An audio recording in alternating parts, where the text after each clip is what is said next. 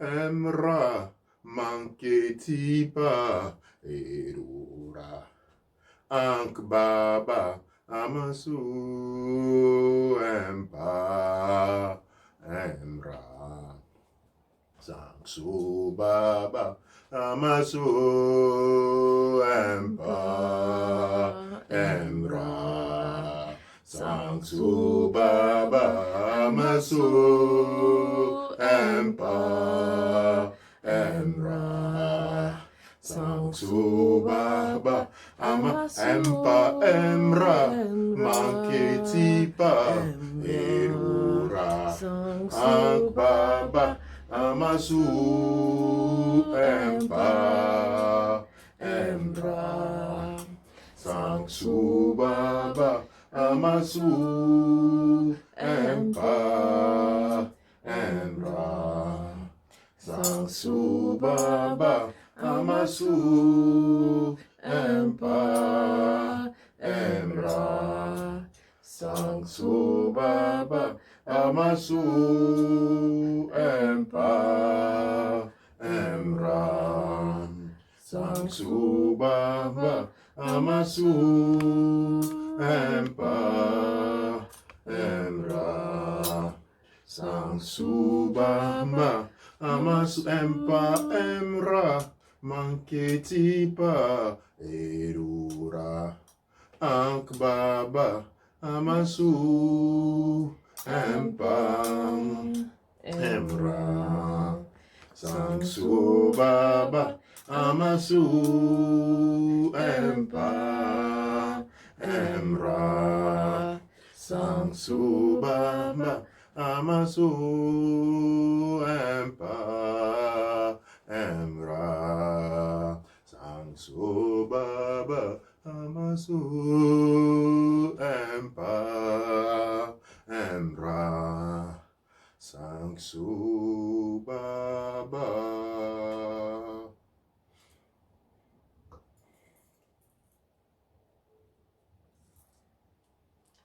Imhotep, Iti, soyez les bienvenus sur les Raou et Tepou, que nous célébrons chaque fin de semaine dans le cadre du Père Ankh M. Tewuti, l'Académie de la culture noire kémétique. Et aujourd'hui, nous sommes dans le sanctuaire, dans la célébration de notre partage de ce soir. Sans plus tarder, je vais commencer par vous saluer en disant Iti, et vous inviter à vous lever pour la célébration du rituel de l'ouverture de la voie. Doua Neche.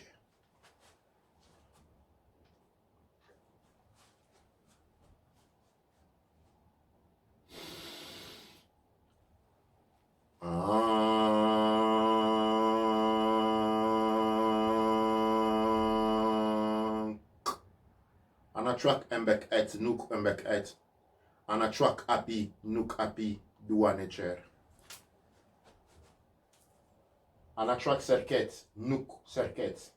Anatrak geb sernouf, nuk geb sernouf, Doua Neche. Anatrak ast, nuk ast. Anatrak amset, nuk amset, Doua Neche. Anatrak nit, nuk nits. Anatrak domotef, nuk domotef, Doua Neche. Anatrak nuts, nuk nuts. Anatrak geb, nuk geb, Doua Neche. Anatrak shoo, nuk shoo. Shoo, shoo, shoo, shoo, nuk shoo. Anatrak tefnut, nuk tefnut. Tefnut, tefnut, tefnut, tefnut, nuk tefnut, Doua Neche. Anatrak pao unteru, nuk pao unteru. Anatrak umbu unteru, nuk umbu unteru, Doua Neche.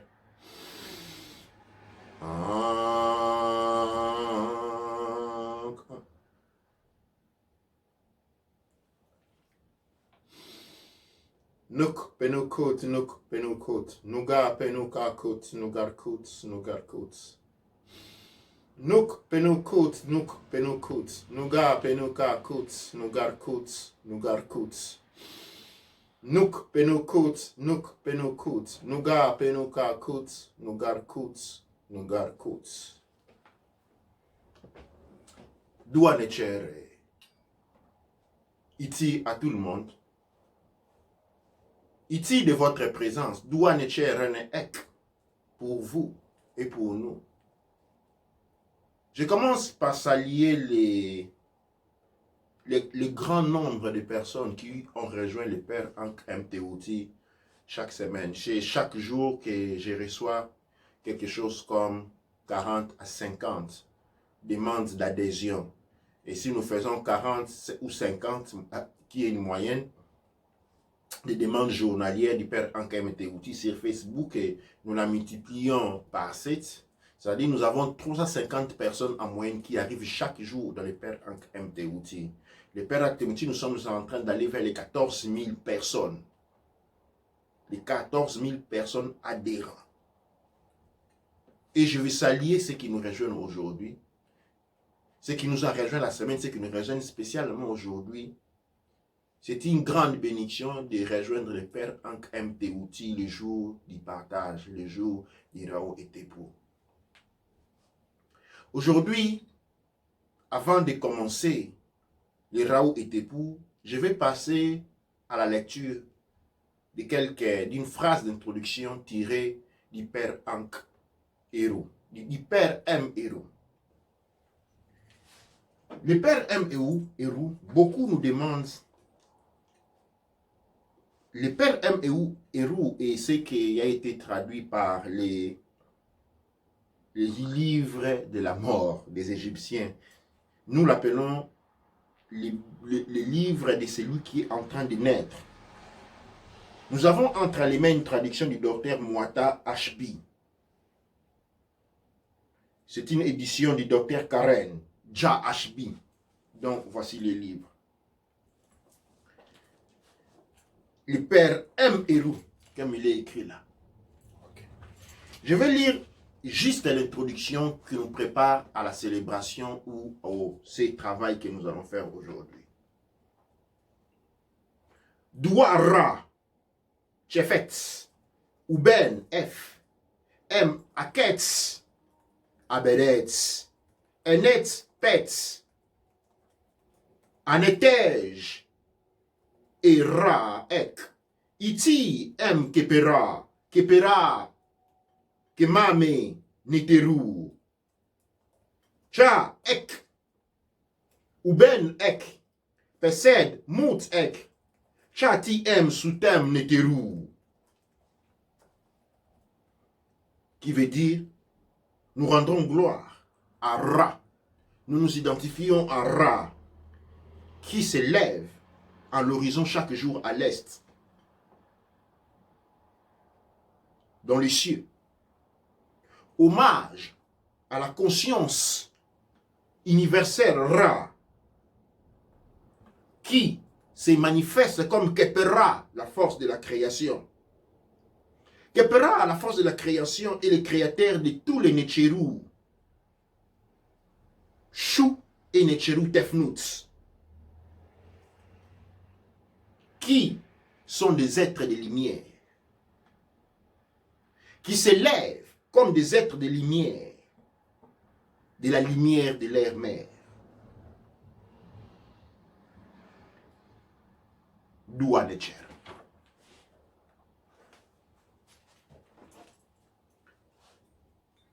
Avec cette formule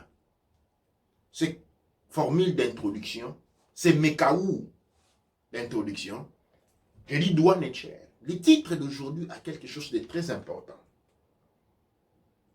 Et nous sommes au deuxième Rao et Tepou de cette année étrange dont j'ai parlé pendant toutes les Rao et Tepou l'année passée, qui a commencé avec des événements très importants.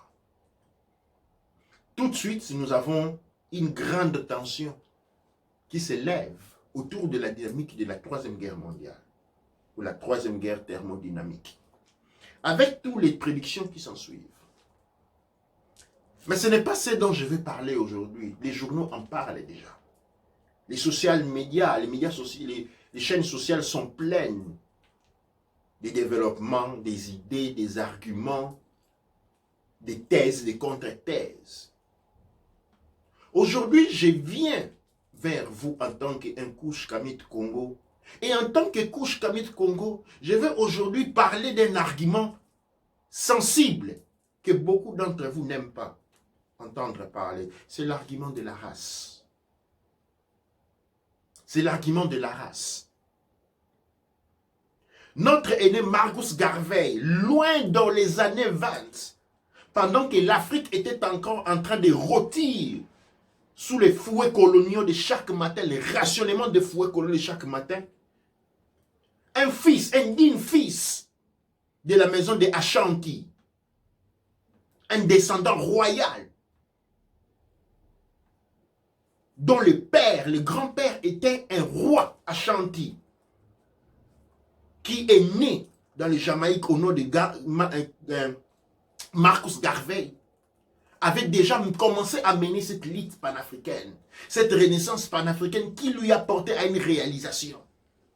Il dit dans un de ses ouvrages ou dans l'une de ses pensées que si la race noire, si le monde noir n'entreprenait pas la démarche d'une auto-identification en tant que race, eh bien, son extermination est la chose qui suivrait. L'échec de la reconnaissance ou de la centralité du thème racial comme point commun dans les devenirs des pays d'Afrique et des pays, quand je dis pays d'Afrique, je dis tous les pays habités par les Noirs. C'est-à-dire, je mets Jamaïque, je mets Haïti, Guadeloupe, Martinique, Guyane, Barbados, Madagascar, Guinée-Pakwa, tous ces pays-là, qui sont essentiellement des pays coloniaux, des instances coloniales, des pays sous pouvoir colonial, on dit que à la limite de l'esclavagisme, de la manipulation. Ce sont des pays d'Afrique. Nous devons changer notre mindset, comme disent les Anglais, notre capacité et manière de penser. Longtemps dans les années 20, 40 ans avant les premières indépendances en Afrique, la réalisation née de Marcus Garvey est aujourd'hui un point martelant toutes les consciences éveillées du monde panafricain réel.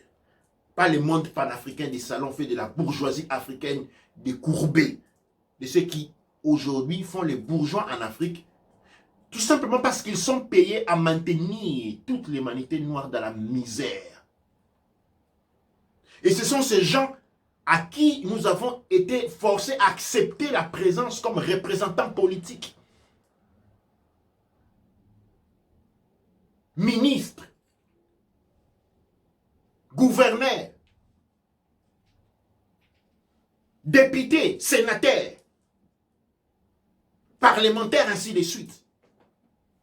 Il s'agit des descendants par sang ou par tradition ou par assimilation décourbée. Je l'ai dit la fois dernière, dans la bataille qui a opposé, la bataille qui a conduit à la destruction finale des empires et royaumes, Kush Kamit Congo, Dahomey, Ghana, Ghana, Congo, ainsi de suite, une très grande contribution avait été donnée par les fils, par les Noirs. Parce que généralement, on parle de ceux qui ont vendu les Noirs. Ok? Quand on va dans les Amériques, on est confronté à ces dettes imaginaires. On parle, non, certains Noirs avaient pratiqué l'esclavage. Oui, c'est vrai. Mais il faut oublier qu'il faut réaliser, il faut prendre un point. Les Noirs qui ont pratiqué l'esclavage, ok, ce sont les Noirs qui faisaient les intermédiaires parce qu'ils constituaient l'armée impériale. Cette masse d'hypocrites, arrogants et traîtres qui ont pour échapper au supplice de la mort, ont plié la tête et les genoux devant les Christ ou devant Mahomet, pour ne pas dire Allah, et ont commencé à faire partie de l'armée coloniale.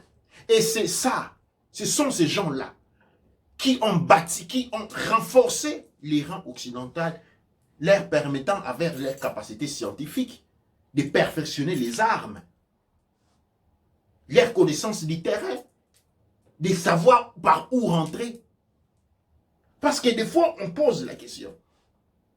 Comment ces grands empires sont tombés? Eh bien, parce qu'il y avait beaucoup de traîtres. Et ces traîtres est devenu une tradition passant par assimilation. Par sang ou par assimilation. Et ce sont la descendance, par sang ou par assimilation, que nous reconnaissons comme autorité, dont la fonction essentielle, ayant parvenu à créer une forme de bourgeoisie superficielle. Pour parler de bourgeoisie, il faut avoir une certaine caractéristique industrielle établie, ce qui n'en est pas le cas.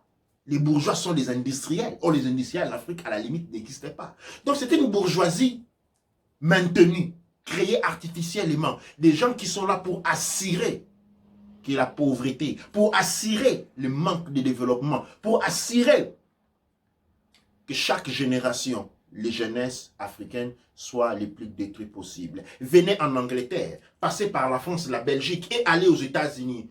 Où est-ce que vous trouvez la jeunesse couche Kamit Congo? En prison. Pourquoi? Parce que ces gens-là ont mis dans la tête la jeunesse que pour réussir la vie, il faut aller en Europe.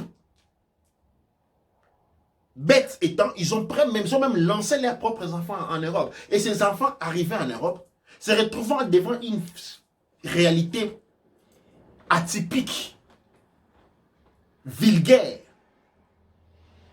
et atroce,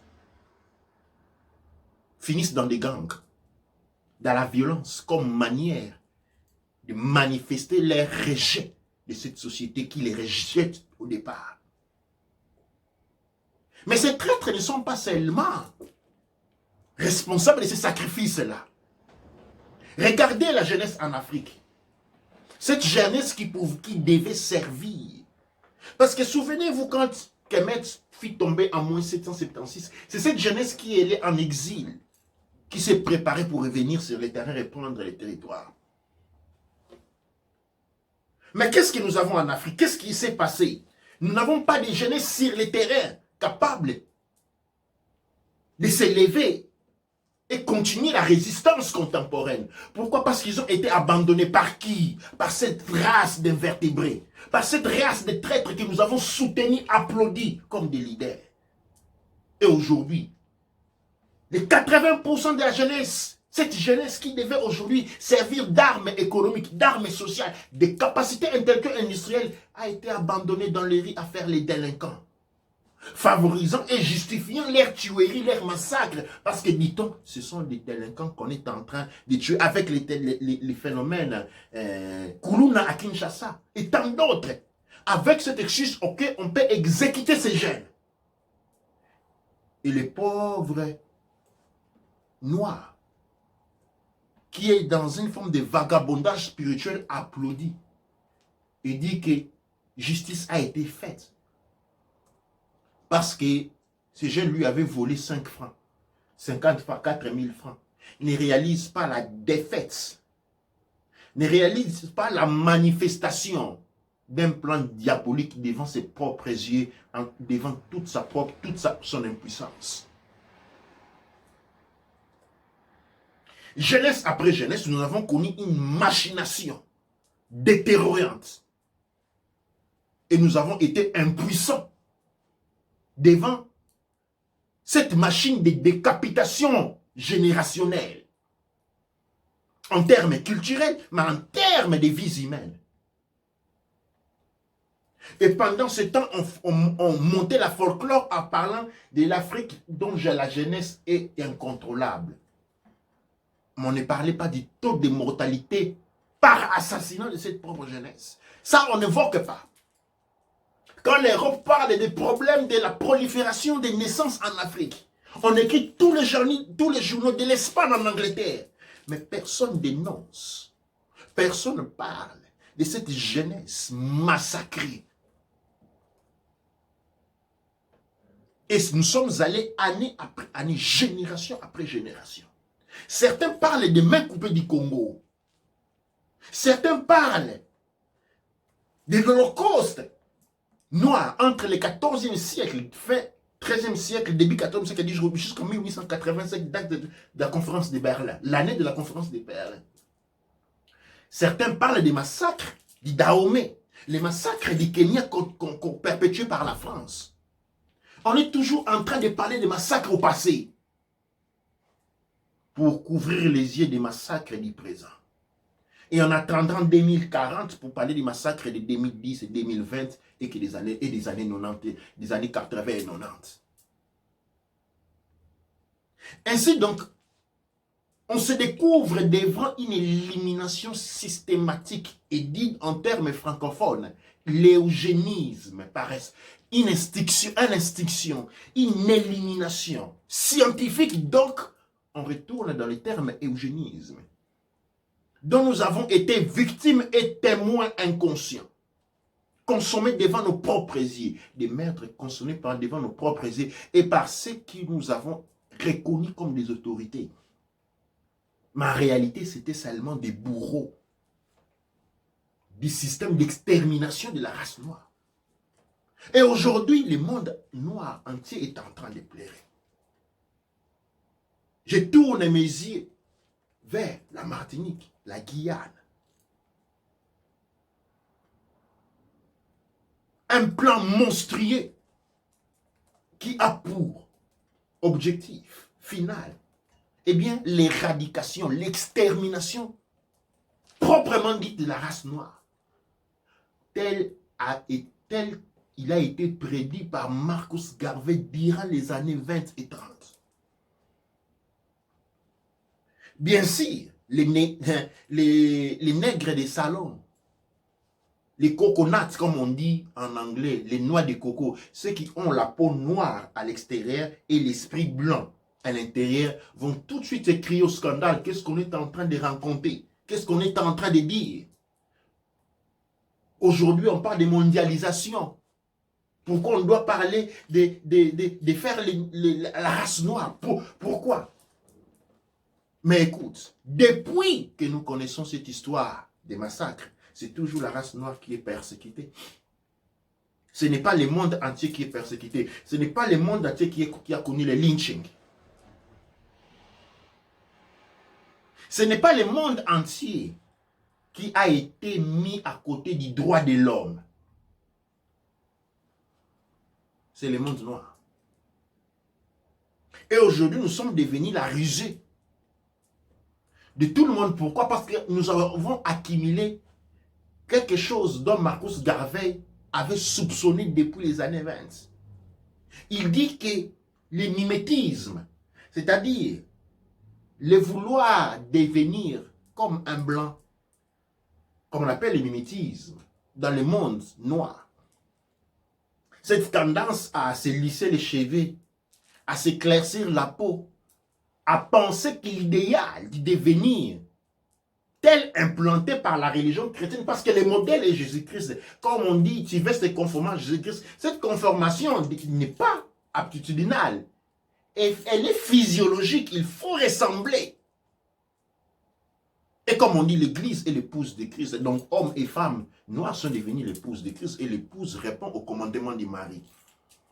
Toujours selon cette même philosophie-là. Mais on est en train de voir que c'est encore là. Quand on regarde, eh bien, quand on parle de l'Union européenne, pourquoi on n'a pas mis l'Arabie Saoudite à l'intérieur? Pourquoi on n'a pas mis la Chine à l'intérieur? Non, on quittait le monde. C'est-à-dire, quand on regarde le monde, comment il fonctionne, il a un fonctionnement typiquement racial. Typiquement racial. Mais cela marche. Comme des fois, quand tu dis à quelqu'un, il faut habiller africain, ça a un problème. Mais les occidentaux, ils s'habillent occidentaux, ça ce n'est pas un problème. Les orientaux, font les kung-fu, c'est oriental, ça ce n'est pas un problème. Pourquoi? Parce que nous avons une bourgeoisie, nous avons cette bourgeoisie noire, des faits et traîtres, des substances, qui est là dès l'époque des croisades contre les peuples noirs. À aujourd'hui, à chaque fois pointer les doigts. Parce que la globalisation s'est faite à la destruction de la culture noire. La globalisation s'est faite à la destruction de l'identité noire. Mais les autres ne détruisent pas leurs identités. Or, quand ton identité culturelle a été détruite, tu es un esclave. Et c'est ce dont nous sommes en train d'assister aujourd'hui. Faites très attention.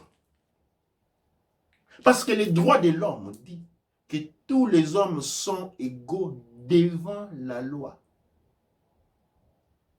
Ne dit pas tous les hommes de toutes les races.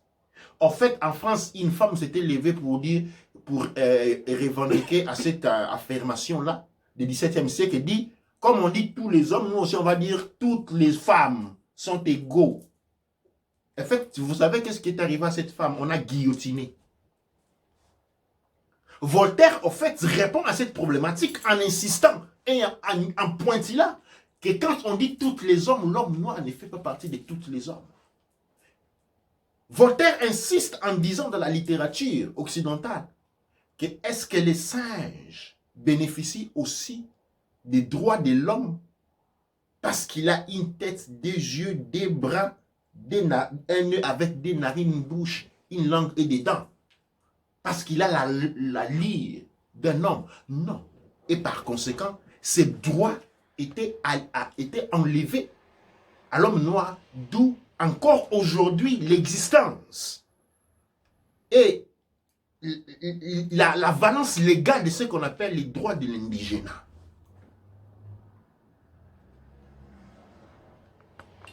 Nous n'avons pas un droit qui nous régit.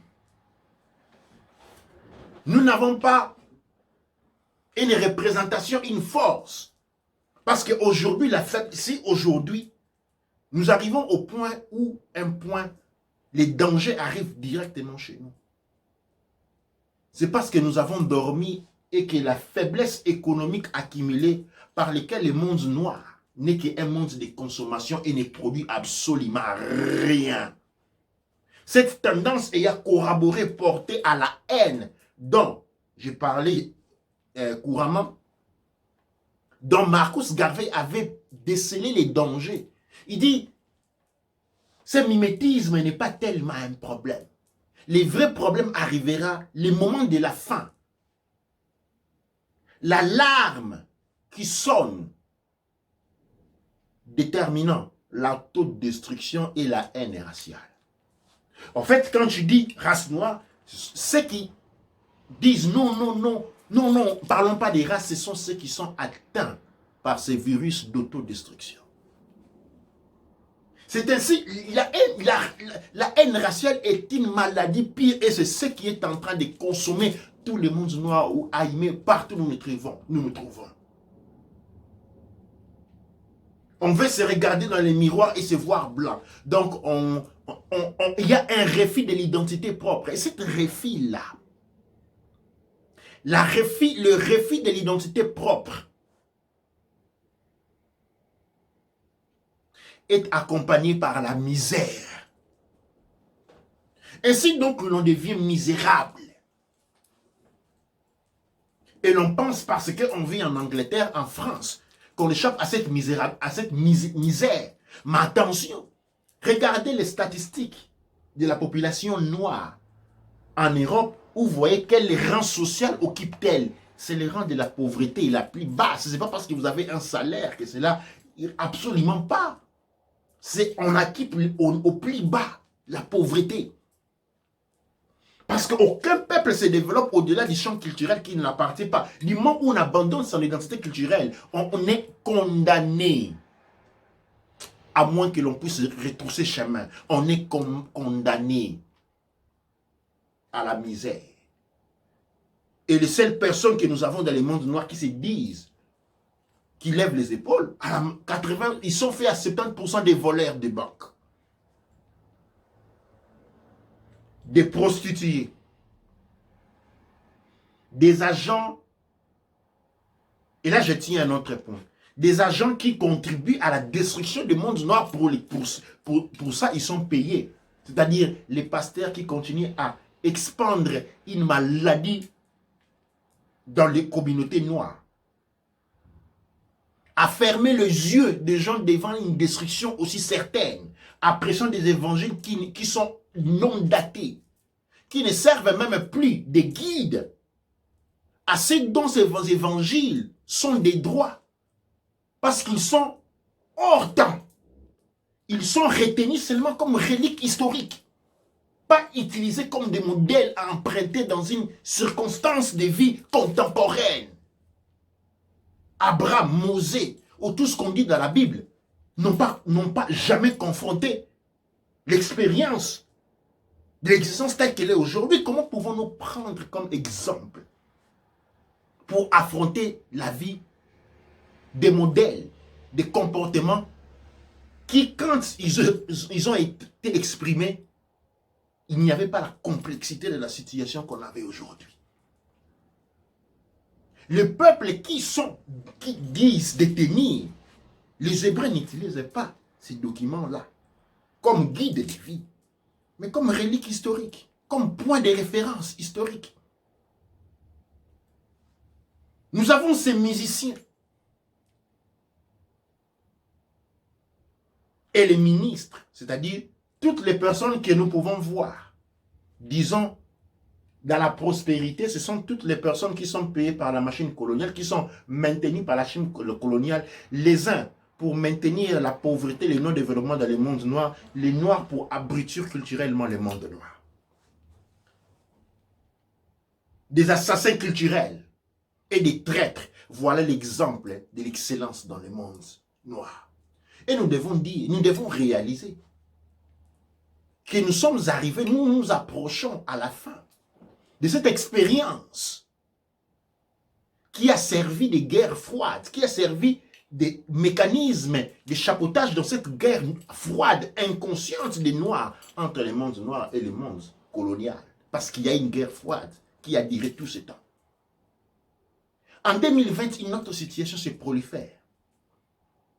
En 2020, il y a association des États, une fédéralisation entre les mondes asiatiques. Nous voyons le monde asiatique s'est fédéré. D'autant plus que la Chine est un continent. La Russie est un plus qu'un continent. La fédération du parti occidental parce que les États-Unis est un continent. L'Europe s'est fédérée en continent. L'Angleterre s'est fédérée avec ce qu'on appelle le Commonwealth. Dans le monde noir, encore, on voit nous voyons des Congolais, des Gabonais, des Camerounais, des Africains du Sud, des Nigériens.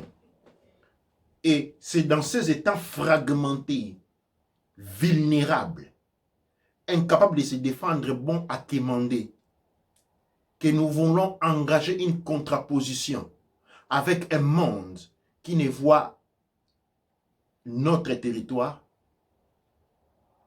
comme une destination en but. Quelque chose qu'il faut conquérir parce qu'elle regorge toutes les ressources premières, toutes les matières premières. Elle regorge de la capacité à proliférer la vie pendant des années, pendant que nous sommes rentrés dans un cycle de difficultés. Comment pensons-nous survenir? Eh bien, nous ne pouvons pas.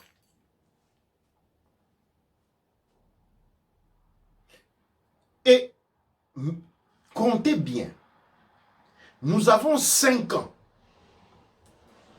Et j'insiste, nous avons 5 ans pour rectifier cette situation.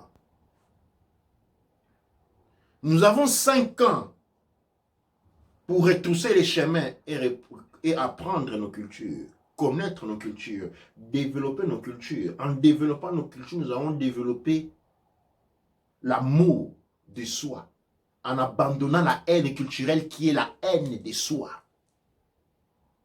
fédérer les États africains et réaliser les grands projets de la résistance panafricaine contemporaine élaborée par Marcus Garvey et les 5 mousquetaires, ce qui est la création des États-Unis d'Afrique.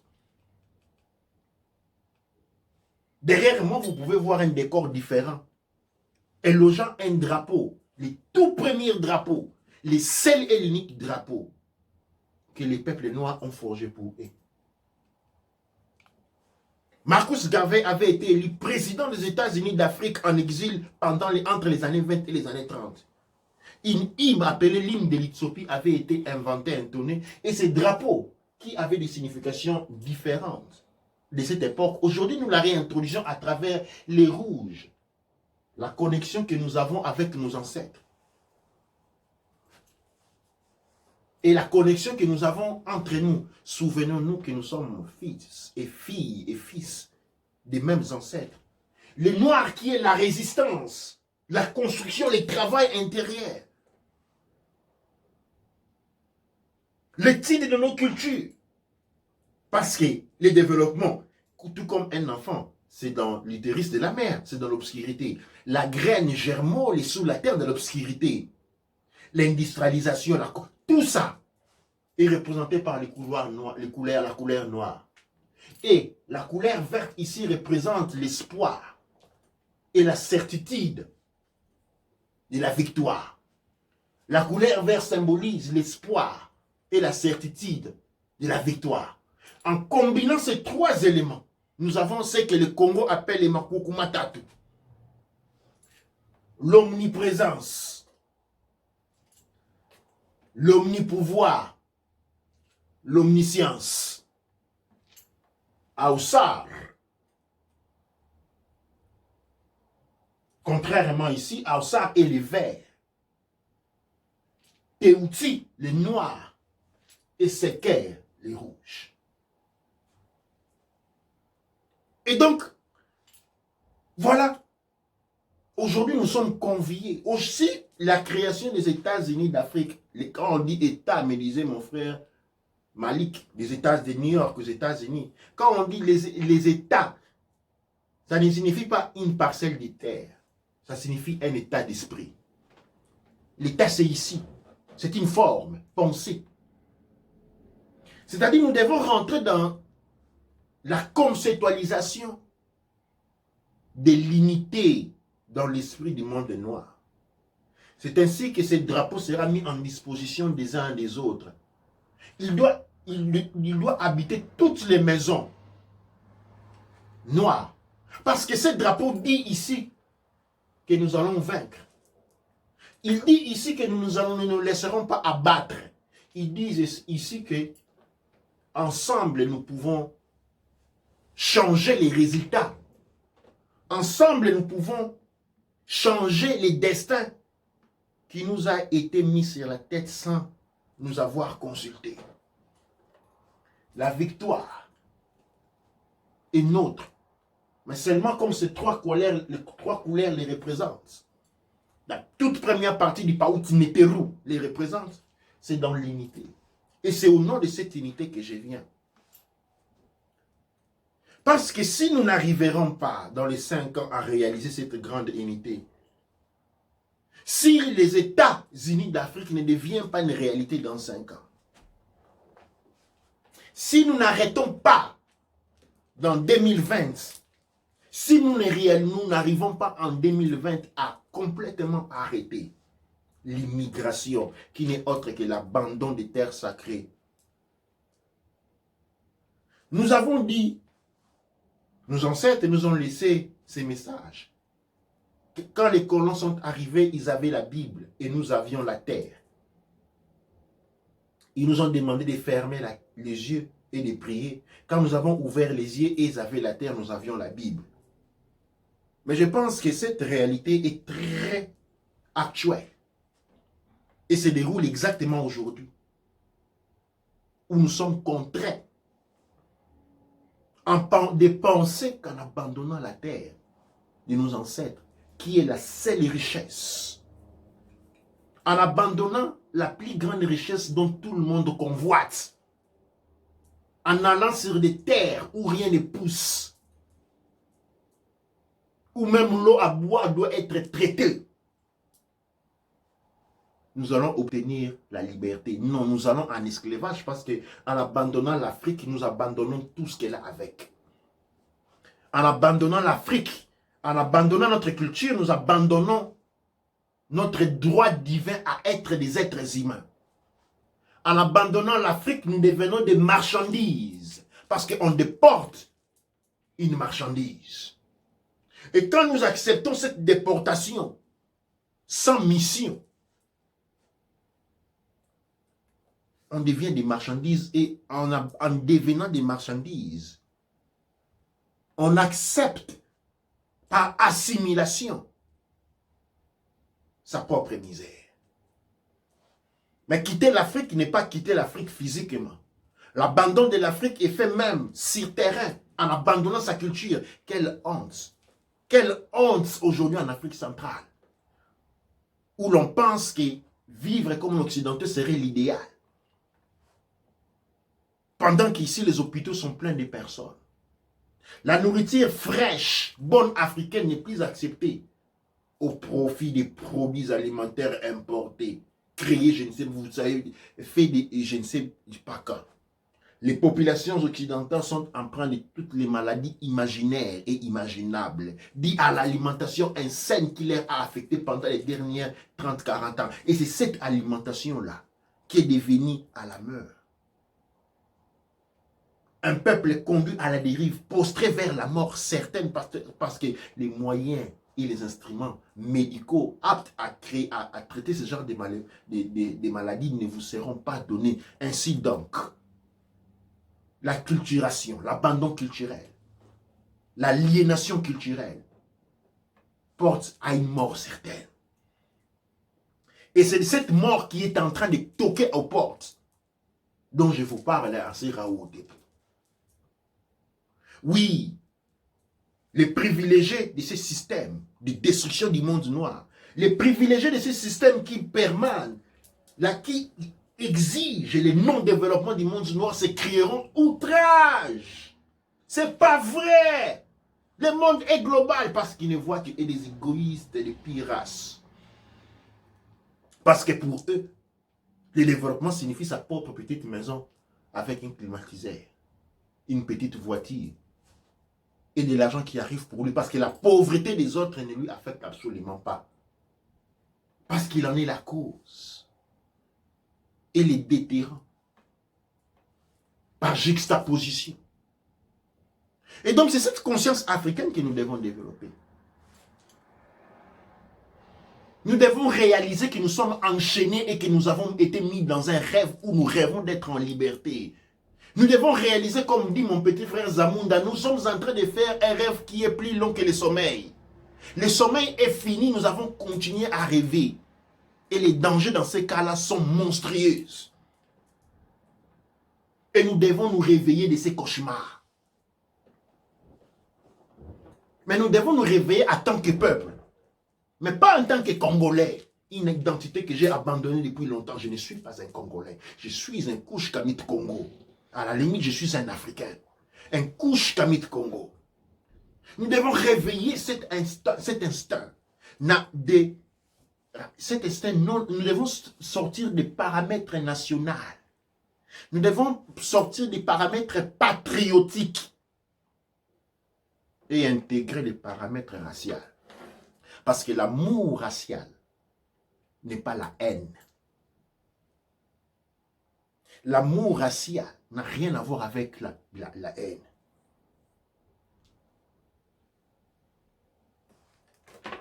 Douane Cher, je vais laisser le temps à la régie pour les questions. Douane Cher, tout d'abord, nous commençons par remercier tous les membres qui nous ont rejoints dans l'Académie de la Culture Douane Noire. Cher à tous les nouveaux membres. Nous avons plus ou moins 150 membres. Il faut leur rappeler par rapport à s'ils veulent adhérer au cours de l'Académie de la Culture Noire. Absolument, nous avons le père Hank Mtouti qui dispense des cours culturels gratuits. Le père Hank Mtouti, à ma connaissance, encore aujourd'hui, je n'ai pas encore vu d'autres réalités Non, nous avons notre professeur, le savant Govi Gomez, qui chaque dimanche et chaque lundi, je pense, donne des cours sur la politique, sur l'histoire politique du monde noir couche Kamit du Congo. Et nous, dans le père en KMT, nous avons des cours culturels qui sont complètement gratuits.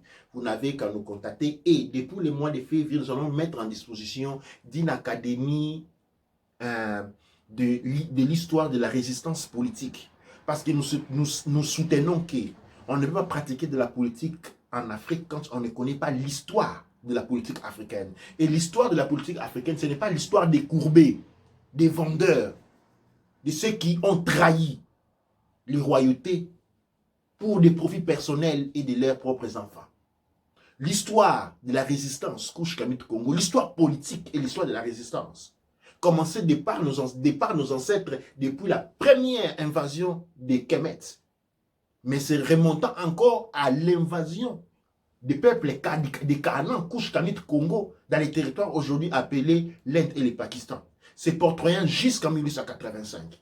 Nous avons une école, nous avons aussi une école de philosophie noire, des philosophies Couche Kamit Congo. Et tous ces trois domaines, tous ces trois académies seront complètement libres, c'est-à-dire il n'y aura rien à payer. Il n'y aura rien à payer pour participer au cours. Douanecher. Douanecher. Il y a Koko Lulelo Mwambe Mvuluzi qui dit tout à fait mon frère. Douanecher. Douanecher. Alors on a Black Panther qui dit Hotep King Divine. La fragmentation nous rend vulnérables. Il y a Soso Akin qui dit Hotep mon frère.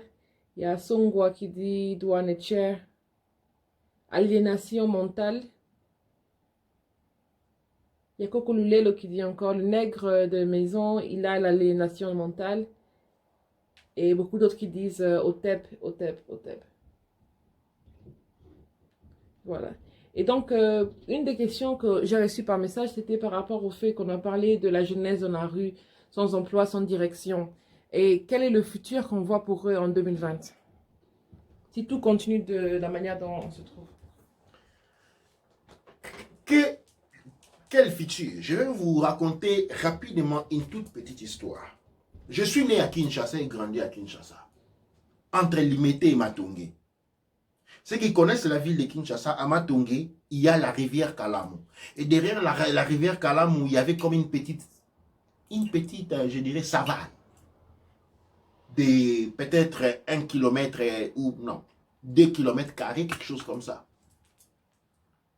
Dans la cuisine de ma maison de Matungé, je pouvais voir, regarder derrière, voir cette forme de savanes abandonnées qui pouvaient être aménagées comme un parc si nous avions des autorités politiques qui connaissent l'histoire noire, qui sont des vrais résistants noirs. Mais comme nos représentants politiques n'étaient que des bourreaux et des comédiens qui nous faisaient croire qu'ils se battaient pour nous pendant qu'ils couchaient avec ceux qui maintenaient cette situation-là.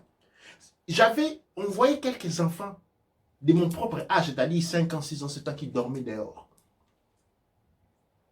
Et tout le monde s'en foutait. C'était quelque chose de normal. Dans les années à venir, ces enfants sont devenus la criminalité de ces plans parce qu'ils sont là, ils ont développé la haine contre. À cette époque, le nombre était plus ou moins marginal. Parce qu'elle représentait pendant les années, les débuts des années 80, à la limite, les 1% de la population, de cette jeunesse. Mais aujourd'hui, ces enfants qui dorment à la rue, nous ne parlons plus de 1%. Nous sommes en train de parler de quelque chose comme la 50%. Parce que les 30%, aux 30 ou 40% sont en Europe en prison. Eh bien, cette jeunesse-là qui sont en prison, qui apprennent pour autre moyen de survivre la criminalité. Ceux qui sont en Afrique, plongés dans l'abandon de ceux qui devaient les protéger, de ceux qui les ont mis à monde. La détresse du système qui devait leur tituler, leur donner, leur encadrer. Cet enfant développe ce qu'on appelle la haine raciale au niveau top. Et cette haine-là, c'est ce qui va servir aux forces coloniales pour transformer cette jeunesse-là à une arme de destruction massive qui va brûler l'Afrique comme Rome fut brûlée.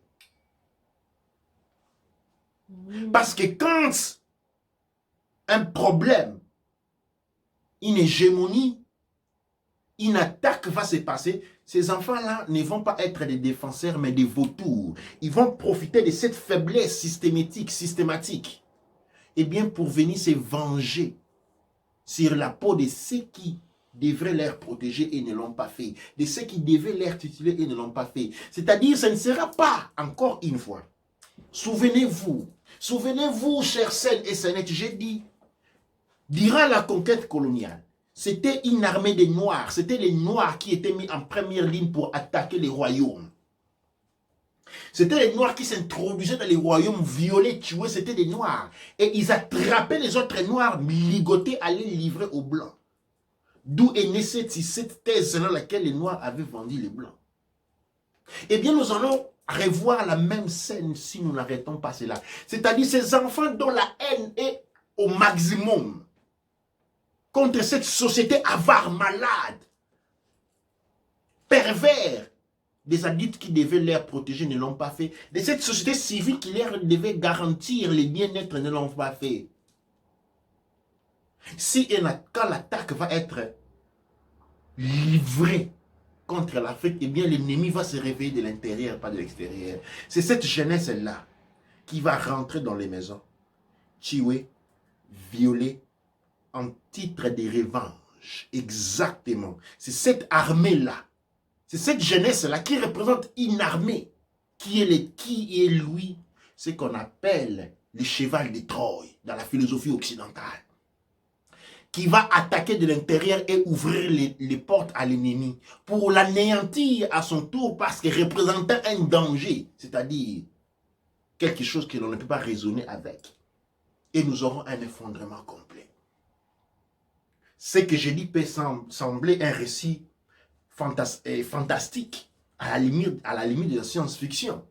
Mais je vais vous rappeler qu'elle s'est déjà arrivée. Elle est déjà arrivée une fois. Et c'est cette arme-là qui avait servi à la destruction des anciens royaumes. Un cultime porté aux anciens empires et royaumes. Et c'est cette possibilité-là que nous avons devant nos yeux. Et comme je dis, nous avons 5 ans. 5 ans de travail intérieur ici. Pour rectifier cela, pour assurer ceci. Ces drapeaux-là représentent le futur. Ils représentent un projet à accomplir à travers lequel nous avons l'union. Un travail interne pour assurer une victoire. Et bien, si nous n'embrassons pas ces projets-là, si nous n'embrassons pas ces drapeaux-là et nous continuons dans nos véhications égoïstes, eh bien, l'Apocalypse, je vous l'ai déjà donné, telle qu'elle va se dérouler. Non, il n'y aura pas des dragons qui vont s'élever dans le ciel, il n'y aura pas des serpents qui vont... Il n'y a pas de figures allégoriques à dispenser ici. Je vous donne une réalité sec. L'ennemi que vous avez créé à côté de vous, de manière inconsciente, est le bourreau de demain. Pas de demain en tant que demain, mais les demain au lever du soleil. D'où en est-il?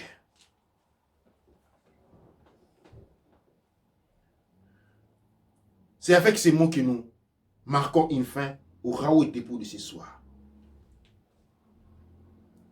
Amasu empa emra sangsu. Amen ra empa emra awu. Kuaura manketi pa erura. Amasu empa emra sangsu. Amen ra empa emra awu. Kuaura manketi pa erura. Amasu empa emra sangsu. Amen ra empa emra. Awu kuaura manketi pa erura. Amasu empa emra sangsu. Emen ra empa emra. Aou, kuaou ra. Manketi pa erura.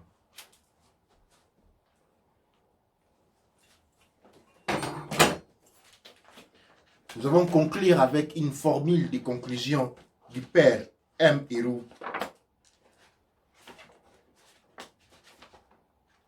Dans les toutes premières pages, avant le début du travail, et qui dit Doua asar ou nefer, necher ahar, ere, abedou, soutene, ehe, neb, jeta, se bebi he, f, sa, depe, ne, chat, nuts, ou tets, ne, geb, ripat, neb, urarets, quoi, et, iti, necheru, remateg.